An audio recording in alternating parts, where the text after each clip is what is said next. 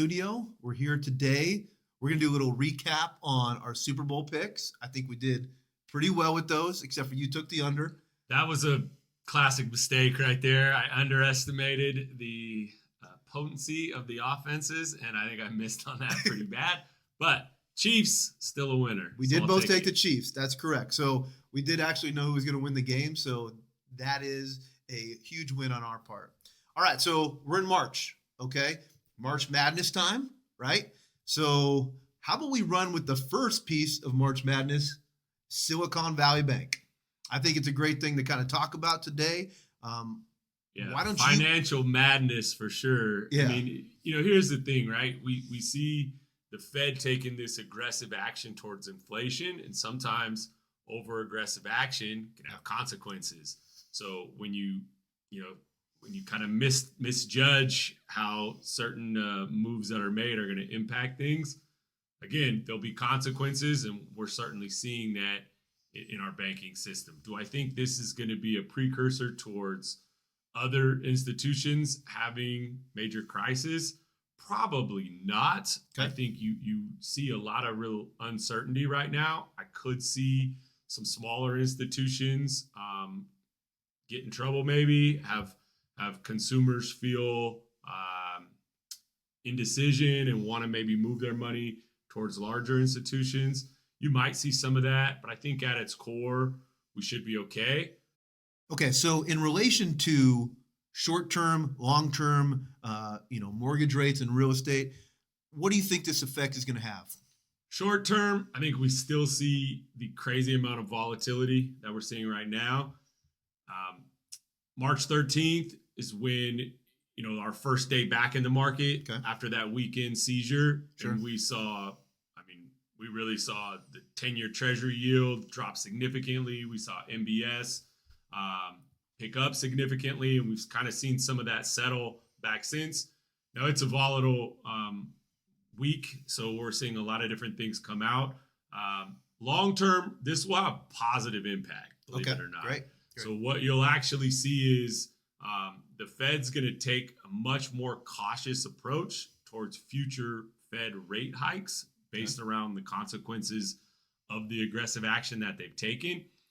And you're going to see us go from a really inflationary environment to a deflationary environment, which is going to cause long-term interest rates, which is, really what's used in mortgages, is more of a long-term rate. We're going to see interest rates actually come down. Okay. So when rates come down, affordability will increase, which will be a positive sign for buyers, that are using mortgage financing right now. All great news. Yeah. Right. Speaking of the madness, I still feel like the market isolated in the Sacramento area is maddening.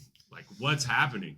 Yeah. So, great question. I think, the multiple offers, right, were off the table for a little bit. We talked about it a little bit last time. But, I'll give you a key example. This weekend, I was in a multiple offer situation, house here in East Sacramento, a real nice one, right? Over the $1.3 million, 6 offers on the table, okay? And, it's going over the asking price significantly, right? So is the madness back? I think in some sense for the right properties, like we always talk about, the right properties that have a lot of great buyers, there's going to be some madness there, right? From my standpoint, I see kind of some crazier activity at those luxury prices that you were just talking about. Yep. And I certainly see a lot of pressure at maybe that entry-level price point, 500 and below. Yep. But maybe a little bit less activity, maybe 650 to 850, 900. Are you seeing that on your end too? I am. I think, obviously there's a big pool of the buyers in kind of the below the medium house price in Sacramento, right? We're always going to see a ton of activity on those properties. And anything, even below the 500,000 mark is going to get, a lot of interest. As well as, the market I was, as we were talking about a little earlier, 3 listings that I've seen, between the 1.3 and 1.6 mark, 2 closed with cash recently, great properties in Sacramento, and this one in East Sac, okay, with 6 offers. So I think the middle part that we're talking about, that kind of, let's say maybe 600, 650 to 850, 900 is, moving pretty good, but not as madness as much as we're seeing. So those are typically probably your move up buyers, yeah, right? And I think we're seeing a bit of a slower move up because a lot of people feel trapped in their current home, right? Based on that inventory trap, we call it, or the interest rate trap. So people feel like, hey, I got this 3%, 4% rate. My payment's really low. Yes, I do need to sell my house, right? And move up because, again, my income's increased, or I've had another kid, or all of the normal life components, but they're feeling like, hey, I'm not really willing to do that. And that's kind of hurting our market on two fronts, because their home would help that lower entry level buyer. So we create some inventory there, and then they'd purchase maybe up in that higher price point of 700 to 800. So I think when we can start to later on this year get a little bit more relief in interest rates and affordability, hopefully that will help our housing market as well. I think it really will. I think the key component that you bring up there is inventory, right? I think we're still really short on inventory, and I think that is still driving some of these multiple offer situations, because you're right. Talking to people and just seeing the activity out there, people are really locked in on that rate. And I think they're kind of, afraid to make a move as we get rates going down a little bit. And I think that more people got to get accustomed to these, rates. I think we'll start seeing a little bit, more inventory, more people selling, more people moving, because, you and I got kids. You can only stay in that small little area for so long before, it's time to make a move. Absolutely. Absolutely. So let's go to our brackets. Okay. We're both big basketball guys. We played a lot of basketball together in our day, and it's March Madness. All right. So we both were able to correctly pick a Super Bowl pick. All right.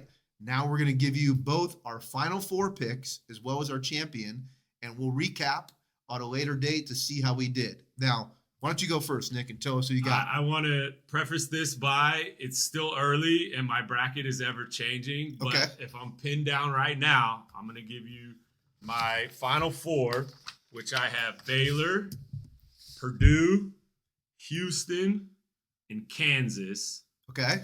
And right now, I'm going to go with the Houston Cougars. I'm going to go out on a limb a little bit. Wow. As my champion. They have experienced guards. Okay. They're, I think, the only team that was in the top 10 in both offensive and defensive rating. Now, they played in a weaker conference, so not as much great competition, but I like the players there. Marcus Sasser, really experienced guard. I think he's going to have a good tournament. Okay, wait. You didn't tell me we were going to do all this data research beforehand. You just told me pick my bracket. That's just off the top of the head. Okay, baby. all right. Just off the top of your head. Okay, all right. So I like your picks. I have some different teams in my final four. This is what I'm going. In the South, I'm going with Alabama. In the East, I love the Dukies right now. I think they're, they won the ACC tournament. I think they're playing well. I like them coming out of the East. In the Midwest, I got Texas taking out your Houston, squad. I think that Texas is a hot team too. I think they're going to be, they're going to be ready to play. And then, even though all the, the big people are saying Kansas had the tough road in the West, I got them. I got them in the West, and then I have Kansas winning it all on April 3rd in Houston, Texas, for the national championship. That would be back-to-back for Kansas, by the way. Well, so that's a big deal. It's a big deal. Like so we only have Kansas. That's our only uniform Final Four. So that means I'm probably going to change Kansas when. Okay, great. All right. Well, we have to get maybe a second edition for this video. So, all right. Well, thank you everybody for tuning in today. Make sure to follow us both on Instagram, YouTube, all the social media platforms, and we look forward to being back in April with looking at our brackets. Hopefully mine's better than Nick's. We'll see what happens, and we'll recap on the market then. Thanks again.